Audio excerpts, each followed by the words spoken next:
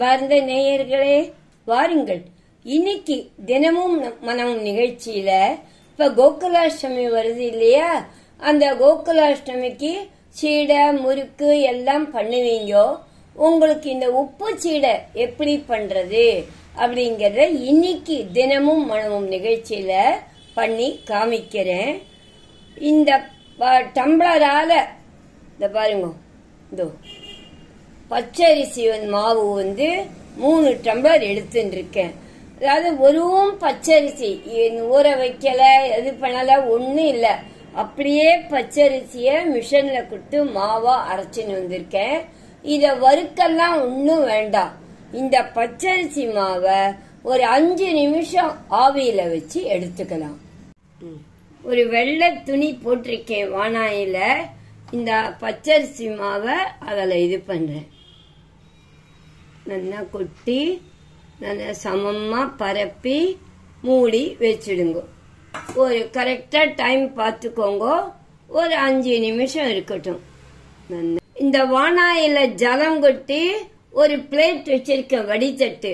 அதில் இந்த அரிசி மாவை போட்டுட்டேன். இப்ப இத மூடி நல்லா இப்ப இத ஒரு 5 நிமிஷம் அப்படியே மூடி வச்சுடலாம். கேஸ் ஆஃப் பண்ணிட்டேன். இப்ப இத எடுக்கிறேன். இப்ப இந்த இதை எடுத்து ஒரு தாம்பாளத்துல இந்த மாவை இது பண்ணிக்கலாம். கொஞ்சம் சுடும், ஜாகிரதையா எடுங்க.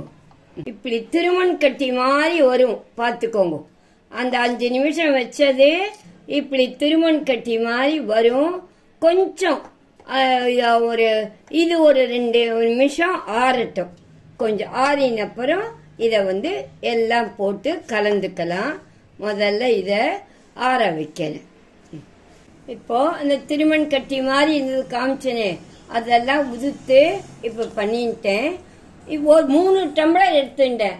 அந்த 3 டம்ளருக்கு இது 3 ஸ்பூன் உளுத்த மாவு. இந்த உளுத்த மாவை போட்டிருக்கேன்.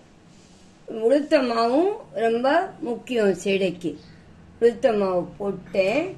அதுக்கப்புறம் பெருங்காயப்பொடியும் இந்த கட்டி பெருங்காயம் இருந்தா உப்போடையே ஊற வச்சுடலாம். அதுக்கப்புறம் இத பாருங்க, இந்த தேங்காய் கொஞ்சமா போரும், ரொம்ப வேண்டாம். இந்த 3 டம்ளருக்கு அதுவுமே நல்லா ஒரு 2 ஸ்பூன் இருக்கும்படி எடுத்துட்டு இருக்கேன். தேங்காய் 1 டம்ளருக்கு அதுவும் மட்டமா 1 ஸ்பூன் வச்சுக்கோங்களேன். இந்த மாதிரி தேங்காய் எடுத்துட்டு இருக்கேன். இப்போ இதையும் போட்டுட்டேன். வெண்ணெய் கொஞ்சம் தண்ணி கொட்டி கலந்ததுக்கு அப்புறம் இது பண்ணிக்கணும். இப்ப உப்பு நீங்க எப்பவுமே கல்லுப்பு ஊற வச்சுக்கணும். இது பாருங்க, சீடை நிறைய பேருக்கு வெடிக்குன்னு வா, அதனால கல்லுப்பு ஊற வச்சு நல்லா வடிகட்டி எடுத்துக்கோங்க. அப்பதான் அது சீடை எண்ணெயில பட்டா வெடிக்காத இருக்கும். நீங்க தூள் உப்பு போட்டாலும் சரி ஊற வச்சுக்கோங்க. எப்படி கணக்குன்னா, உப்பு அவாவா ருசிக்கு ஏத்த மாதிரி இருந்தாலும் படிக்கு பிடி உப்புன்னு சொல்லுவா. நல்லா இவ்வளவு பெருங்காயம், கட்டி பெருங்காயம், 1 பிடி உப்பு போட்டு ஊற வச்சு வைப்போம். ஒரு 4 டம்ளர் ஜலம் குத்தி அதை கலக்கிறதுக்கு சரியா இருக்கும். இப்ப உப்பு போட்டு ஊற வச்சுட்டு இருக்கேன். இப்ப இந்த மாவெல்லாம் நல்லா கலந்துக்கிறேன். இப்போ இந்த தண்ணி கொட்டி கலந்துக்கலாம். கொஞ்சம் பாதி தண்ணி கொட்டி கலந்துக்கச்ச இந்த வெண்ணெய போட்டுக்கலாம்.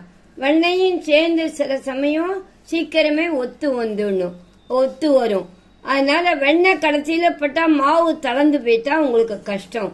அதனால இது பண்றேன். இப்போ நல்லா கலந்துக்கும். எதுவுமே நான் உங்களுக்கு சொல்வேன், எந்த மாவுமே நமக்கு கலக்கிறதுல தான் இருக்கு. நமக்கு நல்லா வெண்ணெய் மாதிரி கலக்கணும்னு மாவு, அப்பதான் நல்லா இருக்கு. மேல இருந்த மாதிரியா கலக்க. நிறைய பேருக்கு ஏன் வெடிக்கிறதுன்னா, இந்த உப்பு ஒரு காரணம். நல்லா கலக்கிறது இல்ல, அப்படியே பிசிறினா மாதிரி கலந்து இது வச்சுடுறா. அப்படி கூட அது நல்லா கலக்கணும். இப்ப இதை கலந்துட்டேன். இப்ப இந்த வெண்ணெய் அதே மாதிரி 3 ஸ்பூன் வெண்ணெய் எடுத்துட்டு இருக்கேன். 3 டம்ளருக்கு ஒரு டம்ளருக்கு 1 ஸ்பூன் வெண்ணெய்ன்னு இப்ப இந்த வெண்ணெயும் போட்டு நல்லா உங்களுக்கு கலக்கிறேன். கலந்ததும் காமிக்கிறேன். சீடைக்கு எள்ளும் ரொம்ப முக்கியம். எள்ளும் ஒரு ஸ்பூன் எடுத்து வச்சுருக்கேன். இந்த எள்ளையும் போட்டு நல்லா, எள்ளும் பெருங்காயம் எல்லாம் தான் வாசனையா இருக்கும். அப்புறம் இந்த உளுத்தம் மாவு சொன்னேன் இல்லையா, உளுத்தம் பருப்பு நல்லா வெறும் வானாயில உளுத்தம் பருப்பு வறுத்துட்டு மிக்சியில நல்லா பொடி பண்ணி சலிச்சு வச்சுக்கோங்க. அதுதான் உளுத்தம் மாவு. அப்படியே இந்த பச்சை உளுத்தம் மாவெல்லாம் போடக்கூடாது. ஒரு வானாயில எண்ணெயில எதுவும் குத்தாம உளுத்தம் பருப்பை வறுத்து அரைச்சி வச்சுக்கோங்க.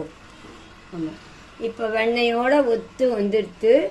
நான் எடுத்து வச்சிருக்க ஜலத்தை இது பண்ணி நான் கலக்கிறேன். இன்னொன்னு, இந்த சீடை மாவு கலந்துட்டு ஒரு அரை மணி ஆனாலும் ஊறணும். உடனே உருட்டி பண்ணக்கூடாது. நல்லா ஒரு அரை மணி 1 மணி நேரம் ஊறினாதான் நல்லா இருக்கும். இந்த மாவு ஒத்து எப்படி கலந்துருக்கேன் பாருங்க. ஒட்டாத நல்லா இந்த வெண்ணெயை போட்டு இப்ப இத நல்லா கொஞ்ச நாள் மூடி வச்சிடுங்க.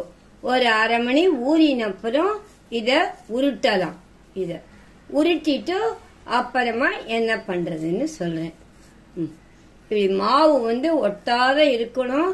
பாக்கிறதுக்கு நல்லா இது கையில பாருங்க, ஒட்டி இருக்கா பாருங்க. அது அந்த மாதிரி கலக்கணும். ஜலமும் அளவு கேட்பீங்க நீங்க.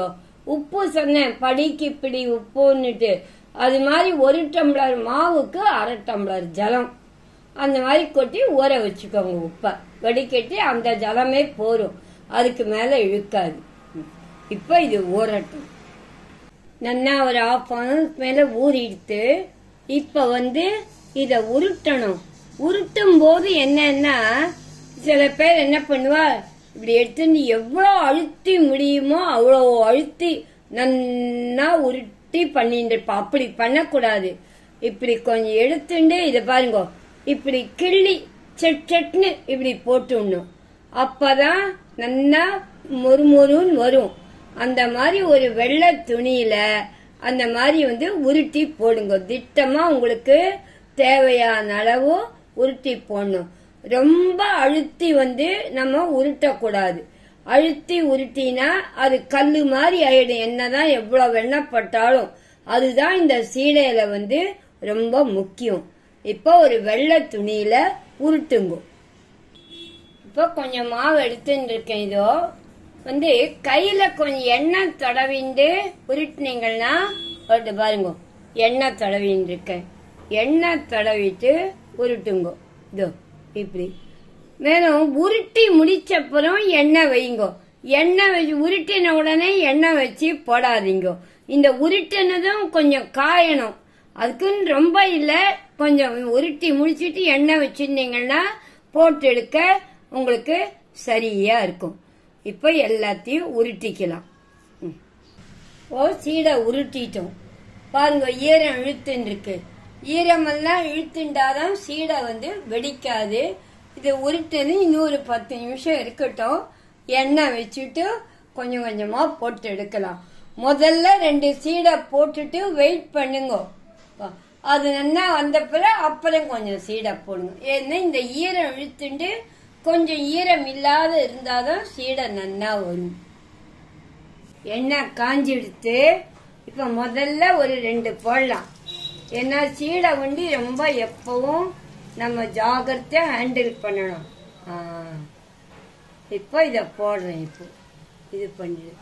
அண்ணா நம்ம காய காய காயதான் நல்லா இருக்கும் சீடை.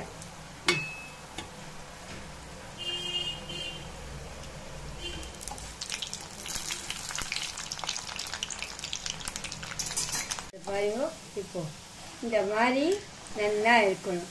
இந்த மாதிரி நல்லா மாவையும் ஊற வச்சுட்டு உருட்டியும் கொஞ்சம் காய வச்சுட்டு உப்பையும் நல்லா கரைச்சி வடிகட்டி எடுத்துட்டு கலந்தா சீடை நல்லா வரும்.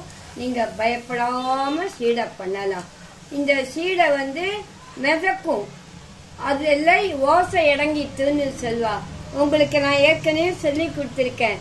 அதை எண்ணெயிலேருந்து ஒரு கரண்டியில எடுத்தோம்னா எண்ணெய் இல்லாத தெரியணும், உலந்தா மாதிரி. அதுதான் வெந்தது கடையாளம். அப்ப எடுக்கணும். இன்னும் நிறைய இடங்களை இது பண்ணிட்டு எடுக்கலாம். இன்னும் ஒரு 2 நிமிஷம் இருக்கட்டும். இதை பார்த்தீங்களா, இப்ப மிதக்கிறது பாருங்க.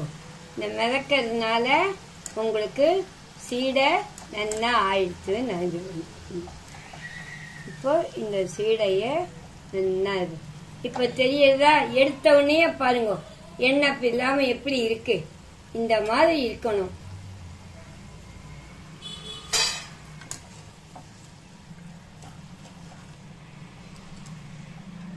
அதுதான் இப்படி எண்ணெயில எடுத்தோம்னா உலர்ந்தா மாதிரி தெரியணும். அப்பதான் சீடை நல்லா வெந்திருக்கு அப்படின்னு அர்த்தம். இது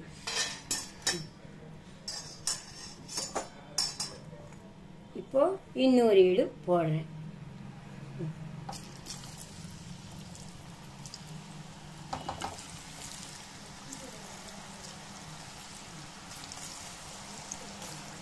போட்ட உடனே கலராதீங்க. ஒரு நிமிஷம் பொறுத்து அதை இது பண்ணுங்க. போட்ட உடனே இது பண்ணாதீங்க. அதுவும் நீங்க கவனிக்கணும். இந்த சீடையில நிறைய இன்ஸ்ட்ரக்ஷன் இருக்கு. அதெல்லாம் நம்ம ஃபாலோ பண்ணணும். இப்போ கண்ணன் பகவான் கண்டருள சூடான சுவையான கரகரன்ற சீடை ரெடி. இப்படிதான் சீடை பண்ணணும். நீங்க பயப்படவே வேண்டாம், வெடிக்குமோ என்னமோ அப்படின்னுட்டு தைரியமா கனகா பாட்டி சொன்னபடி நீங்க பண்ணலாம். கண்டிப்பா பண்ணிட்டு எனக்கு நீங்க ஃபீட்பேக் பண்ணணும். ரெடியா? கோகுலாஷ்டமிக்கு பண்ணிட்டு எனக்கு ஃபீட்பேக் பண்ணுங்க. மீண்டும் அடுத்த நிகழ்ச்சியில் உங்களை சந்திக்கும் வரை உங்கள் கனகா பாட்டி.